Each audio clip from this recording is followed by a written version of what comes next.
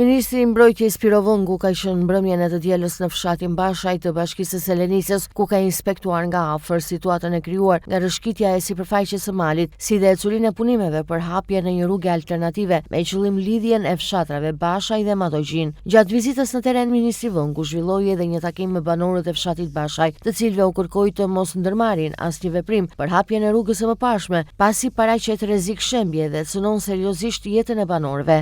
Ktu është çështje që në qoftë se ti sjell mjete, sjell ekskavatorist, sjell njerëz që drejtojnë mjetet, ti bash përgjegjësi për sigurinë e këtyre njerëzve në shoqë. Se është çështje përgjegjësie, nuk është çështje që ne s'duam të hapim rrugën se s'duam të merrem. Tani, e para një herë unë e kam bindje këtë se e kam parë në gjithë Shqipërinë që bëhet për këtë situatë. Rruga që kanë bërë të parët e vendit zakonisht ka një arsye pse ka kalon rruga.